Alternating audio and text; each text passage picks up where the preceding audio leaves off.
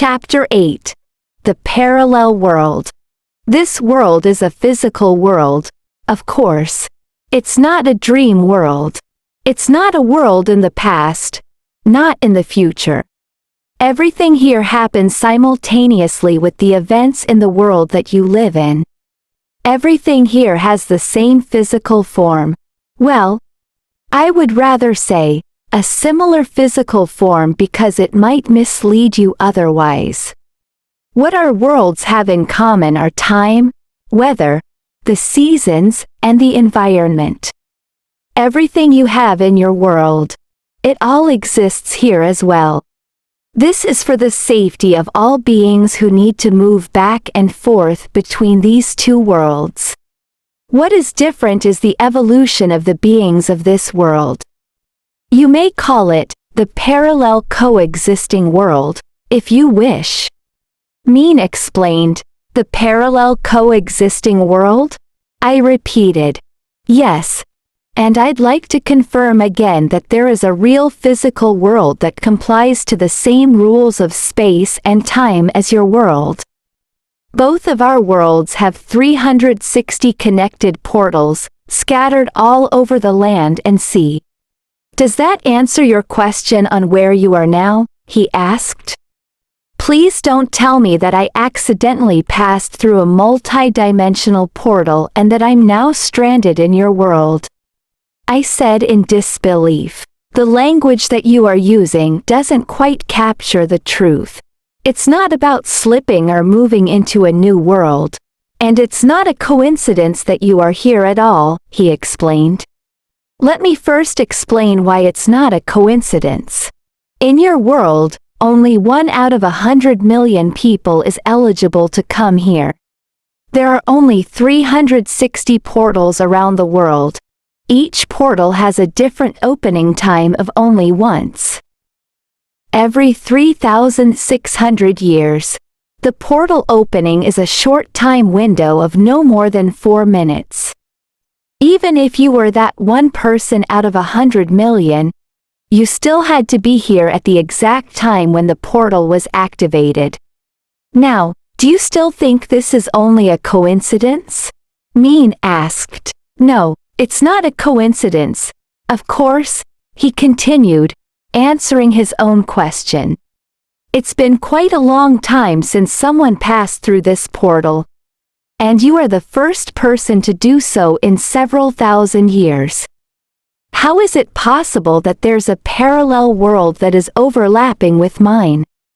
I find that hard to believe. I said, overlapping isn't quite the right description. If it would overlap, then one world would have to be a physical world with substance and the other world with energy, or a non-physical world. But this is really a physical world. Both worlds have mass substances that are parallel to each other. That's more precise, he argued. So where is this parallel coexisting world, then?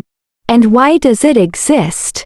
I asked. Take it easy. Please allow me to take you to my home first. I'll explain everything this evening as it takes time to do so. Min cut the conversation short and started to walk away. This way please, he invited me. Min started to walk off and I followed him.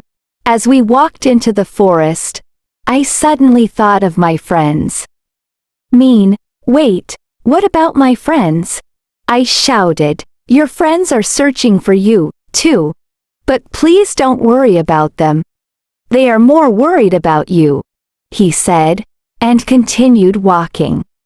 Min's home was quite far. On the way, I noticed that the forest here was much richer than any forest in our world. Each trunk was tall and full of small plants, moss and wild orchids that covered the branches like a primitive forest in fairy tales or in fantasy films. The trees were very dense and remarkably diverse, as were the flowers and orchids along the road. It felt as if we were walking through a flower festival. When I looked up, I saw many animals of different sizes moving along the branches that spread out like a multi-layered net throughout the forest. I saw monkeys, langurs, gibbons tree shrews, and squirrels. I had seen some of them in zoos before, but most of them were unknown to me. There were also so many birds that it almost felt like being in a large bird park. There were some rare birds that I recognized from books. There were so many of them and they weren't timid at all. On the contrary, it seemed like they wanted to take a closer look at me as they took turns in flying down onto the nearby branches to show off their looks. All along the way to Mean's house, I was so overwhelmed with excitement and fascinated by everything I saw that, for a while, I was caught up in the moment before new questions started coming up in my mind again. Am I really in the parallel world, like Mean said? I wondered. I was curious about everything that appeared before my eyes and didn't want to believe it was true.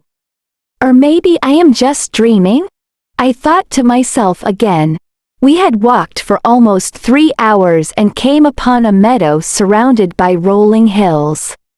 There was a stream running in the distance and the water reflected the evening sunlight, making it sparkle beautifully. Next to the stream was a small, single-floored wooden cottage. The roof was covered with wavy clay tiles like the houses in the olden days. Around the cottage, there was a small group of big trees amid clusters of shrubs. Next to the shrubs, I could count out around a dozen vegetable plots. This reminded me of a drawing I had made as a child showing a sunset over a range of hills with a small cottage in the middle of the range, a cluster of trees, and a stream passing by the cottage. It was a very childish drawing.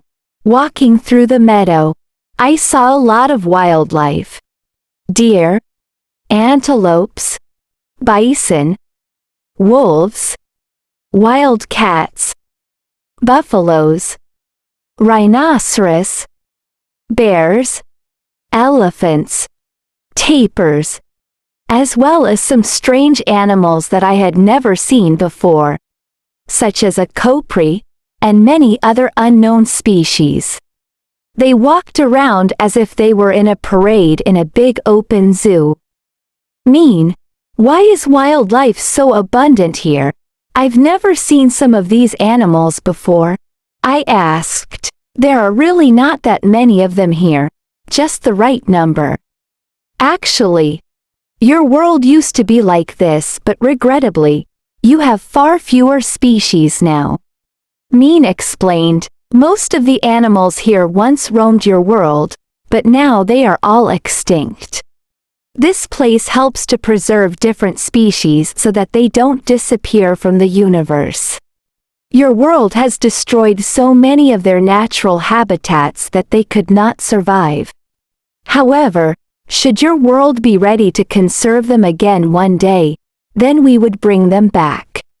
This is the reason why our worlds have similar weather, temperature, seasons and plants, so that these animals can immediately readjust themselves if they return. Mean added,